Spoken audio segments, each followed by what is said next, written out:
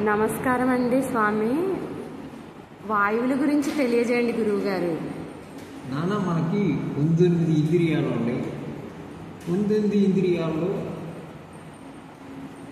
పంచవాయువు, ప్రాణవాయువు అనేది కూడా మనకు. పంచవాయువు అంటే పంచప్రాణాల అంటే కాదు. మన ప్రాణమే వృత్తి భేదమును బట్టి మన లోపల 5 రకాల పనులు చేస్తాయి. కాబట్టి మనకుంద ఒకటే ప్రాణం, అది విశ్వాస నిశ్వాసాలు కలగజేస్తూ ఉంటుంది. కానీ ఆ ప్రాణమే వృత్తిని బట్టి అద్భుతం చేస్తుంది లోపల. మన దేహంలో అద్భుతం, అది మనకి ఎవ్వరికీ తెలవదు. ఇక్కడ ఏదో మనం గొప్పలు పోతున్నాం, నేను అది చేశాను ఇది చేశానని. కానీ అక్కడ ఆ ప్రాణము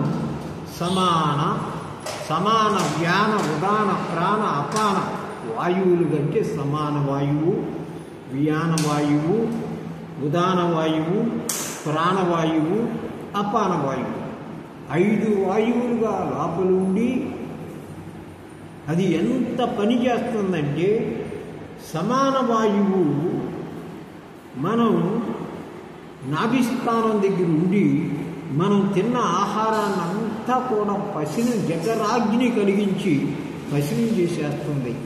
రసాన్ని రసంగాను, తుక్కును తుక్కుగాను అన్నీ చేసి ఆ సమాన వాయువు ఆ రసాన్ని అంతా కూడా 72,000 నాడులకు పంచిపెడటానికి వ్యానవాయువుకు అందిస్తుంది.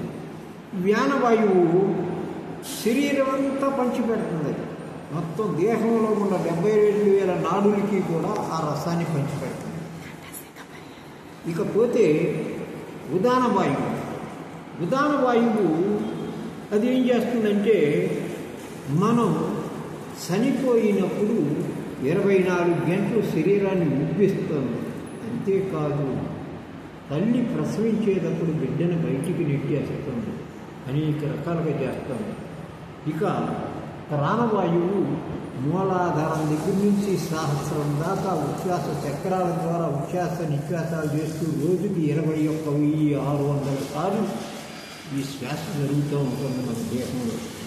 ఇక అపాన వాయువు అది ఈ మల విసర్జన చేస్తూ ఉంటుంది.